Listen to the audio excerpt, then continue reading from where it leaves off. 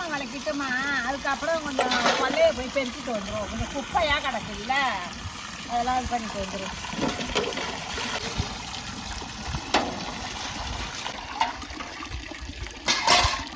அதேமா தேங்காய் உரிச்சிட்டியா? அந்த இட்லி ஊற்றிட்டேன், சட்னி அரைச்சிட்டு உரிச்சிட்டியா?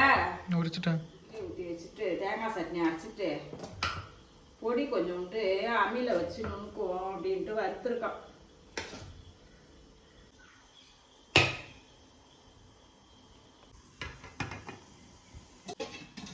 எப்படியே வேவிட்டா போய் பொடியை போய் வச்சுட்டு வந்துடலாம்.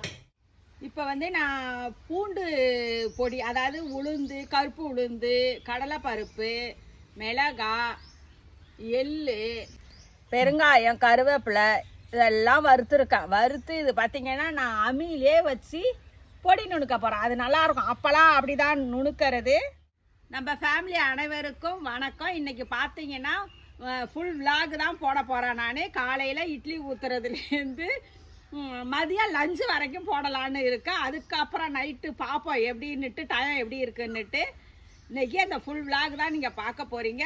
அதுக்கு நான் பார்த்தீங்கன்னா இட்லி ஊற்றி வச்சுட்டேன். இப்போ அப்போல்லாம் அந்த காலத்தில் இப்படி தான் டக்குன்னு நம்மளாம் இப்போ வந்து மிக்சியில் பொடியை இடித்து வச்சு ஸ்டோர் பண்ணி வச்சுருப்போம். அப்படிலாம் செய்ய மாட்டாங்க. இட்லி ஊற்றுனாங்கன்னா எத்தனை பேர் இருக்காங்களோ அத்தனை பேருக்கு ஒரே நாள் பொடி. இது ஒரு நாள் பொடி தான். இது அப்படியே சட்டுன்னு பொடியை நுணுக்கி தொட்டு சாப்பிட்ருவாங்க. இன்றைக்கி அதை தான் நான் செய்ய போகிறேன். இப்போ இதை வந்து எல்லாத்தையுமே நான் ஒன்றா சேர்த்துட்றேன். பூண்டை தவிர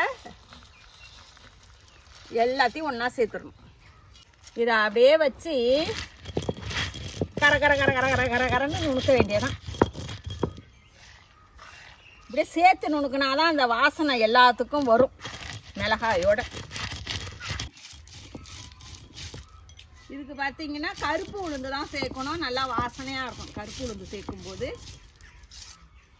பாருங்கள், இதை மாதிரி இருக்கணும், நொர நொரன்னு. இதில் அப்படியே இந்த பூண்டு தோலும் கிடக்கணும் இதில், அப்போ தான் நல்லாயிருக்கும். நைஸாலாம் இதில் வந்து நம்ம பொடி நுணுக்கக்கூடாது. நான் உப்பு பூண்டு இதெல்லாம் வச்சு தான் உங்கள்கிட்ட காட்டுறேன். பார்த்தீங்கன்னா இந்த பூண்டு தோல் வந்து அதில் கிடக்கும். நம்ம வேணால் சாப்பிடும்போது எடுத்து போட்டுக்கலாம். அது பார்த்தீங்கன்னா அந்த வாசனை நல்லா இருக்கும். எப்படி இருக்கு பத்தியா? நல்லா நுணுக்கும் போதே வாசனை மூக்க தொலைக்குது. இதில் ஒரு இட்லியை போட்டு பரட்டுனா அவ்வளோ சூப்பராக இருக்கும். அம்மியில் வரேன், எடுத்துகிட்டு வரேன். இது மாதிரி தாங்க அப்படியே 1-2மா இருக்கணும். அதில் அப்படியே இட்லியோ தோசையோ கொஞ்சம் நல்லெண்ணெய் விட்டு தொட்டு அமுக்கி பிடிச்சி சாப்பிடும்போது அப்படி இருக்கும். இது அந்த காலத்து பொடி.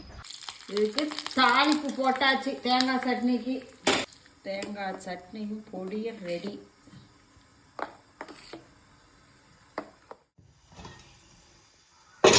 நல்லா புசு புசுன்னு இட்லி ரெடி. ஆனாலும் எனக்கு வெந்துட்டான்னு பார்க்க இதை குத்தி பார்த்தா தான் எனக்கு சரியாக வரும். வெந்துட்டு ஆவி பறக்க இட்லி ரெடி. சுடுதான். இது மேலே கொஞ்சம் தண்ணி தெளிச்சாதான் ஒட்டாமல் வரும். எப்படி இருக்கு? இப்போ இட்லி செஞ்சாச்சு, சட்னி பொடியெல்லாம் இடிச்சாச்சு, காலை டிஃபன் ரெடி ஆகிட்டு. இப்போ ஆனால் நான் வந்து அமிக்கிட்ட போகிறேங்க. அதில் அந்த அமியில் ஒரு பெரட்டி சாப்பிடும்போது அது டேஸ்ட்டு தான். உனக்கு வேணுமா? நல்லா இருக்கும்டா பெரட்டி சாப்பிட்றது. அது பேர் அப்படியே இப்படி பெரட்டணும். அப்படியே பொடியை வச்சு அது பெரட்டணும் எல்லாத்துக்கும். அப்படியே இதிலெல்லாம் ஒத்தி சாப்பிட்ணும். பார்த்துக்க, அப்படியே இதை மாதிரி பெரட்டி வச்சு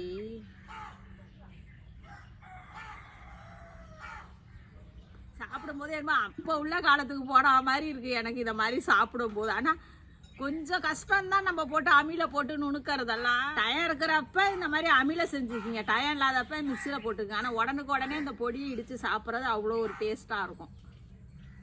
நல்லா இருக்கு. இது பார்த்தீங்கன்னா வெங்காய வடகம், குழம்பு தாளிப்பு வடகம் போட்டேன்னா அது ஒரு 2-3 டயம். இந்த மாதிரி நம்ம காய என்ன செய்வோம்னு கேட்டிங்கன்னா விளக்கெண்ணெய் தொட்டுக்கிட்டு அமுக்கி நல்லா அப்படி டைட்டாக அமுக்கி பிடிச்சாதான் நல்லா டைட்டாக இருக்கும். அது 2-3 டயமாக அதை எண்ணெயை தொட்டு பிடிச்சி உருண்டை பிடிச்சி வச்சு தான் காய வைக்கணும். இப்போ பார்த்தீங்கன்னா அந்த வேலை தான் நடந்துக்கிட்டு இருக்கு. பாருங்க, இத மாதிரி நல்லா அப்படி அழுத்தி அப்படி பிடிச்சி வச்சாதான் நல்லா கெட்டியா ஆகும். உருண்டை நல்லா ஸ்ட்ராங்கா இருக்கும். பாருங்க, இதுக்கு பார்த்தீங்கன்னா நான் 2 கிலோ வெங்காயம் வாங்கினேன்னா 1/4 லிட்டர் விளக்கெண்ணெய் ஃபுல்லாக சரியாக போயிடுச்சு பாருங்க.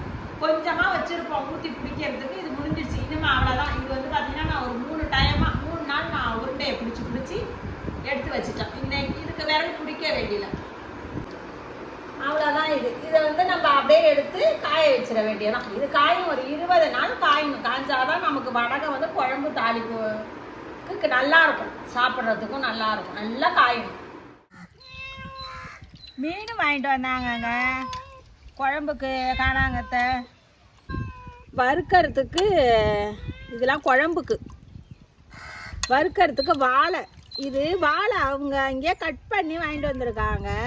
ஆனால் இது கட் பண்ணி வாங்கினாலும் இந்த வெள்ளையாக இருக்குது பாருங்கள், அந்த சுண்ணாம்பு ஒன்று மாதிரி வரும். அவங்க அதெல்லாம் தேய்க்காமே அப்படியே கட் பண்ணி வாங்கிட்டு வந்திருக்காங்க. இது ஆனால் நம்ம தேய்க்கணும். தேய்க்கும் போது வெள்ளையாக வருது பாருங்கள், தெரியுதா? இதை கழுவிட்டு வந்துடுறேன். நல்லா கொட்டிக்கிட்டே இருக்கு. இல்லை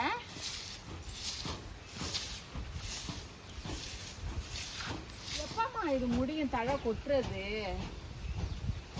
எப்போ இலையுதிர் காலம் தழை கொட்டி இது துளுக்குறது இல்லை, கொட்டிக்கிட்டே இருக்குது. நானும் கூட்டிக்கிட்டு தான் இருக்கேன், அது கொட்டிக்கிட்டு தான் இருக்குது.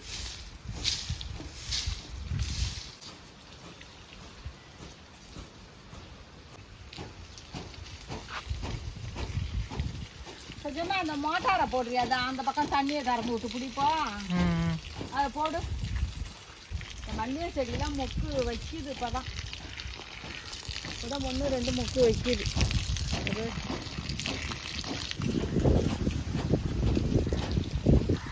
கொய்யாக்கா பாருங்க, வெய்யல்ல தண்ணி வெய்ய இல்லாத கொய்யாக்கா.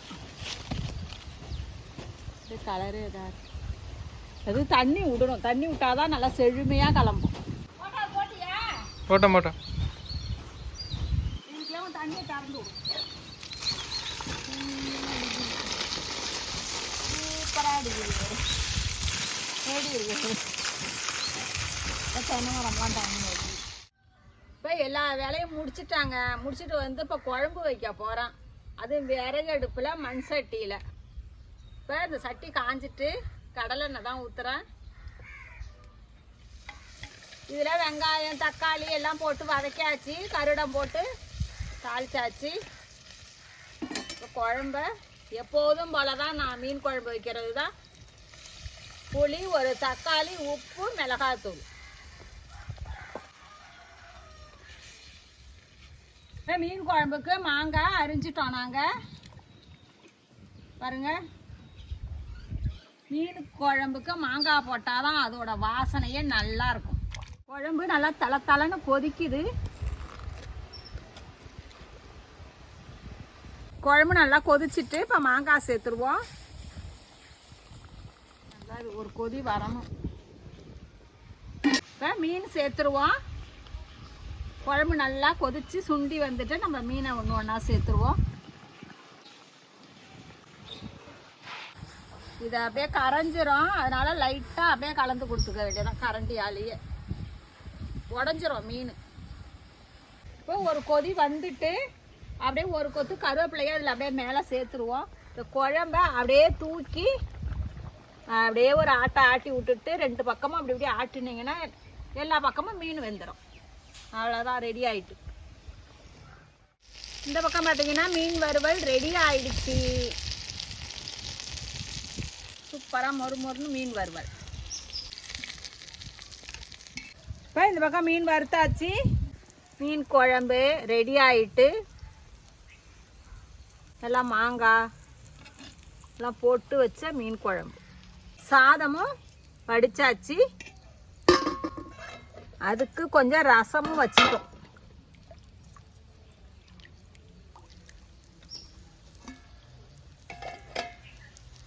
இன்னைக்கு மதியம் லஞ்சு வரைக்கும் மினி விலாகு எடுத்தாச்சு. இதை பாருங்க, பார்த்துட்டு எப்படி இருக்குன்னு கமெண்ட்ல சொல்லுங்க. ரசிச்சு சமைங்க, ருசிச்சு சாப்பிடுங்க. தேங்க்யூ.